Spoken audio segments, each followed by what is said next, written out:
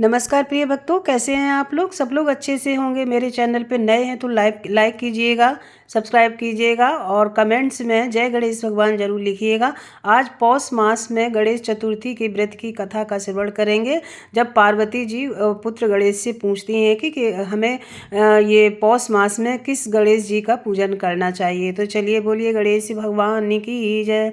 पार्वती जी बोली, पुत्र पौष मास में किस गणेश जी का पूजन करना चाहिए और क्या भोजन करना चाहिए। गणेश जी बोले, महादेवी, पौष मास में लंबोदर का पूजन तथा केवल गौमूत्र पीकर ही रहना चाहिए। खीर का हवन करना चाहिए। एक बार रावण ने स्वर्ग के सभी देवताओं को जीत लिया था। संध्या करते बाली को पीछे से जाकर पकड़ लिया। वानर राज रावण को अपने बगल में दबाकर किष्किंधा नगरी ले गया और अपने पुत्र अंगद को खेलने के लिए खिलौना दे दिया। अंगद, जो रावण को खिलौना समझकर रस्सी से बांधकर इधर उधर घुमाता था। रावण की हालत देख किष्किंधावासी हंसते थे। रावण बहुत दुखी हुआ और दुखी मन से अपने पितामह पुलस्त्य को याद किया। रावण की ऐसी दिशा देखकर पुलस्त्य ने विचार किया कि रावण की यह दशा क्यों हुई है। विशेष अभिमान हो जाने पर देव, असुर, मानव सभी की यही गति होती है। और रावण से बोले, तुमने मुझे क्यों याद किया।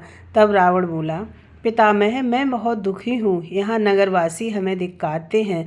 अब आप मेरी रक्षा करें। इस तरह से रावण के वचनों को सुनकर पुलस्त्य बोले, डरो मत, तुम्हारा बंधन अवश्य नष्ट होगा।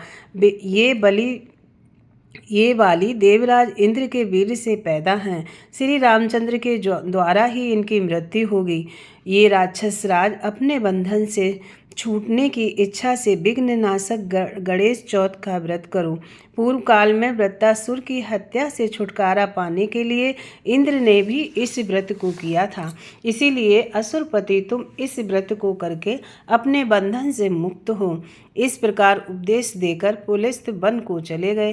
रावण ने भक्तिपूर्वक गणेश जी का व्रत किया और बंधन से मुक्त मोक्ष प्राप्त किया। अपने राज्य को गया। श्री कृष्ण जी बोले, राजन, तुम भी संकट नाशक यह व्रत करके विजय का लाभ प्राप्त करो। श्री कृष्ण के वचनों के अनुसार युधिष्ठिर ने भी व्रत करके राज्य को प्राप्त किया था। तो भक्तों, चतुर्थी पूष मास में पड़ने वाले चतुर्थी को हमें इस कथा को जरूर सुनना चाहिए और हमें व्रत भी रखना चाहिए। खीर का भोग लगाकर गणेश भगवान से हम मनोवांछित फल की प्राप्ति कर सकते हैं। गणेश भगवान हमारे सारे विघ्नों को दूर करते हैं। तो इसलिए आप सब इस कथा को सुनें, दूसरों को सुनाएं और शेयर करें। और इस व्रत का, इस पौष मास में पड़ने वाले इस चतुर्थी व्रत और कथा का श्रवण जरूर करें। गणेश भगवान लंबोदर सबके कष्टों को दूर करेंगे। बोलिए गणेश भगवान की जय।